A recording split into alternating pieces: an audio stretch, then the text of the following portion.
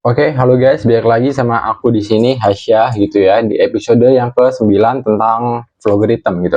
Jadi di episode yang ke-9 ini aku akan ngebahas tentang apa itu looping gitu. Jadi apa sih yang dimaksud looping dan ada apa aja jenis looping yang ada di logarithm gitu. Di episode sebelumnya kita udah ngebahas if atau control flow yang udah aku upload dan udah ada di logarithm. Sekarang kita akan ngebahas looping atau dari bahasanya sendiri itu bisa kalian terjemahin dengan pengulangan gitu. Pengulangan apa aja sih yang ada di logarithm? Nggak usah banyak ngomong, kita langsung aja ke PPT-nya gitu. Pertama-tama kita sebelum membuat program dengan looping kita harus tahu dulu looping itu apa sih, kita harus kenalan dulu lah istilahnya.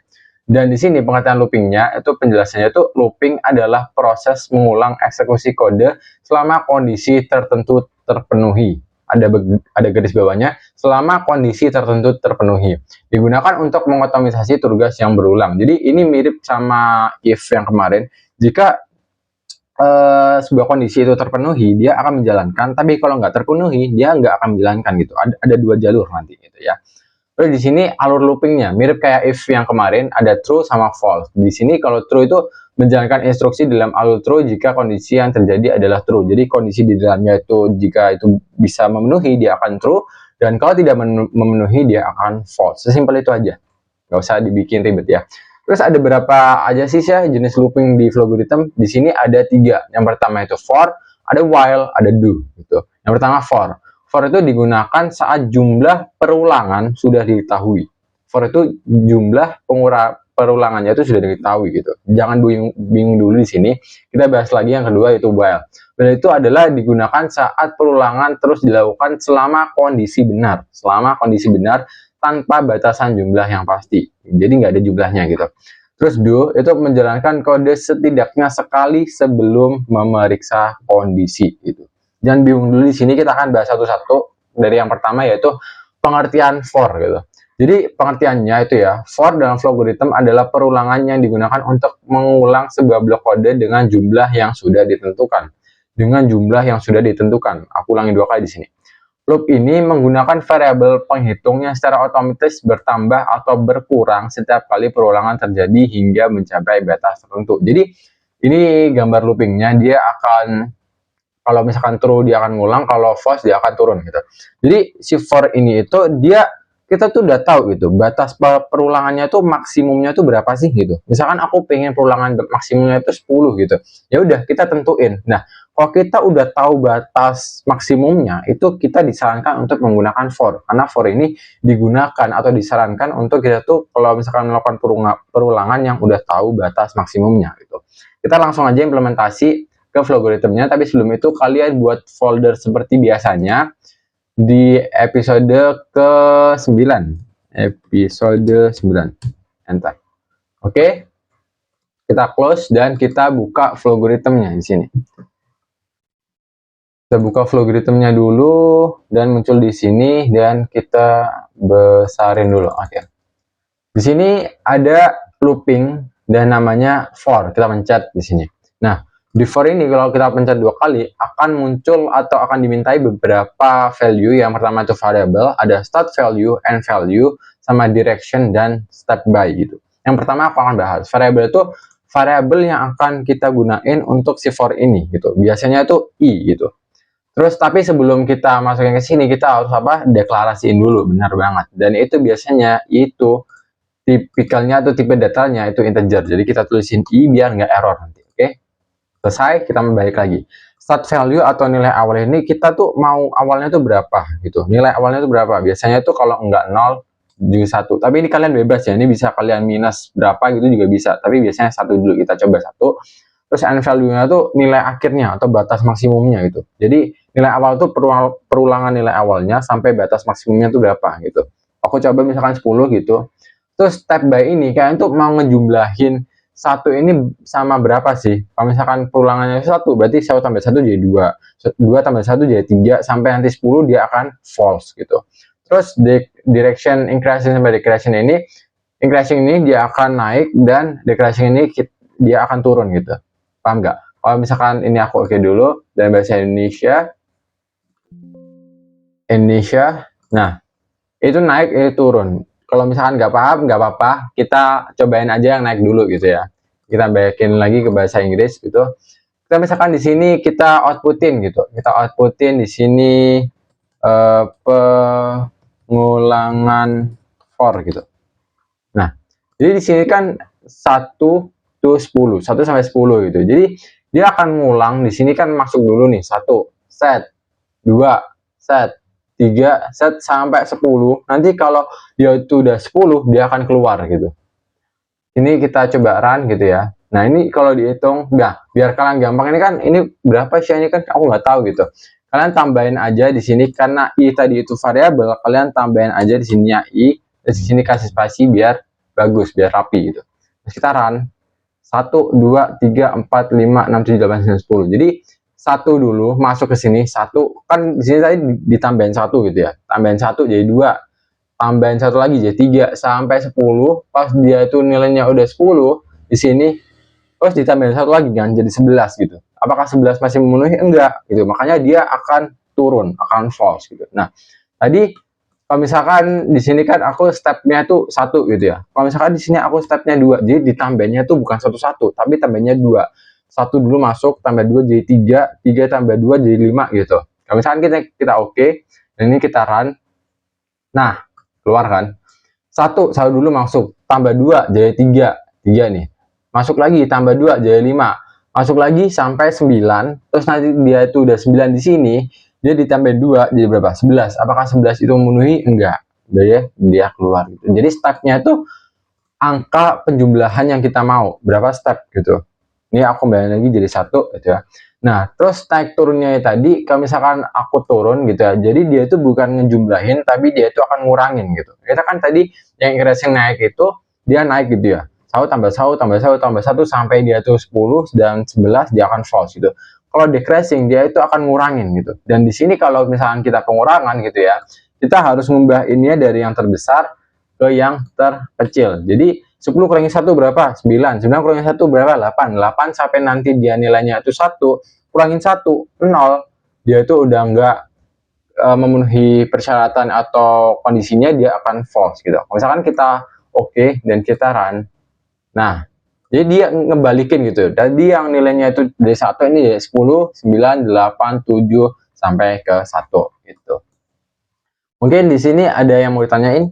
Atau mau tanya di kolom komentar aja. Jadi ini fungsinya untuk variabel for-nya, terus atau biasanya itu disebut inisialisasi for gitu. Terus ini start value-nya. Kalau misalkan kalian itu decreasing, kalian mulai dari yang terbesar ke yang terkecil. Tapi kalau kalian ke increasing, kalian mulai dari yang terkecil ke yang terbesar. Terus ini start value-nya atau pertambahan jumlah yang kalian mau gitu. Ini untuk for gitu ya.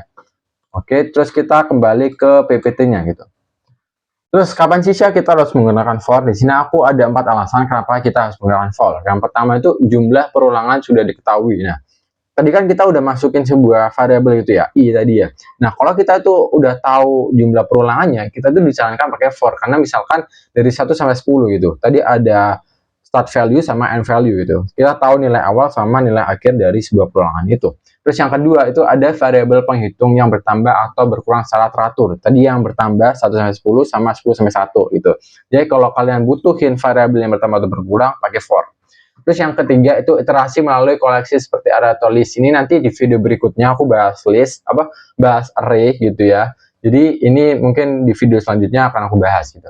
Terus inisialisasi yang aku tadi udah bilang i, kondisi dan perubahan variabel bisa ditulis dalam satu baris membuat kode lebih ringkas. Jadi i-nya itu ditulis dalam satu baris saja, nggak usah dibahas lain, nggak usah kita segmen dan lain-lain. Jadi itu membuat lebih ringkas gitu. Terus yang kedua itu perulangan while. Di pengertiannya dulu kita baca, while dalam logarithm adalah perulangan yang terus berjalan selama kondisi yang diberikan bernilai true atau benar. Jika kondisi langsung salah sejak awal, blok kode di dalam perulangan tidak akan dijalankan sama sekali gitu. Jadi kalau misalkan kondisi di dalamnya itu udah melakukan kondisi false gitu, dia udah nggak akan menjalankan si loopingnya tadi gitu, sama kayak for. Tapi bedanya sama for itu dia tahu batasan atau maksimalnya gitu. Tapi kalau while itu dia akan selamanya gitu. Kalau misalkan kondisi dalamnya ini itu true terus ya dia akan looping selamanya gitu. Tapi ini nanti menjadi landasan perbedaan while sama do gitu. Jadi dia itu memeriksa dulu, habis itu dia ngelooping. Tapi ini loopingnya itu tiada batas atau infinite gitulah ya. Kita coba aja langsung. Ini kita ganti, kita delete, dan ini kita nggak usah pakai, oh nggak apa deh. Kita terus kita loopingnya kita pilih while gitu. Nah, di sini kita masukin kondisi nih, misalkan jawaban gitu ya. Jawabannya itu harus lebih kecil sama dengan 10 gitu. Oke, gitu. Terus di sini kita outputin gitu ya. Di sini ini looping while. Terus kita masukin si jawabannya itu. Biar kita tuh tahu ini looping keberapa gitu kan. Terus di bawahnya sini kita assignment lagi.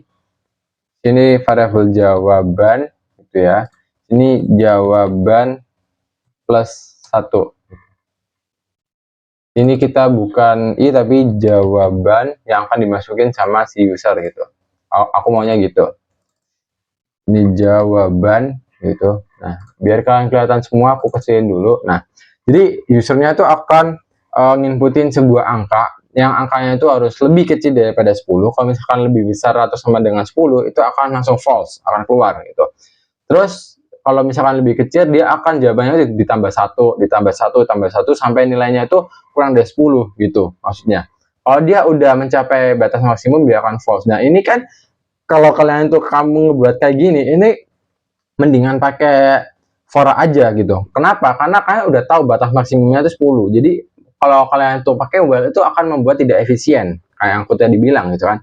Nggak efisien. Kalau kalian tuh udah tahu batas maksimumnya itu berapa, ya udah kasih aja for, jangan while gitu. Tapi kita karena ini belajar, kita coba gitu. Jadi kita akan ngikutin sebuah integer di sini yang kurang dari 10, nanti jawabannya itu akan ditambahin terus sampai dia false gitu. Kita coba di sini.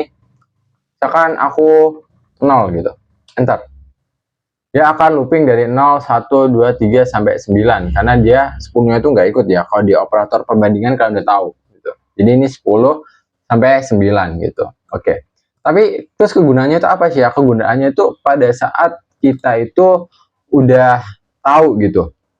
Kapan sih perulangan ini tuh harus false gitu. Biasanya itu ini digunain kayak misalkan di sini tuh biasanya dikasih if lagi, di sini tuh dikasih looping lagi, itu kegunaan dari while gitu. Tapi kalau kalian tuh udah tahu batas maksimum dari suatu looping itu, kalian tuh bisa pakai for aja gitu. Sesimpelnya itu sih.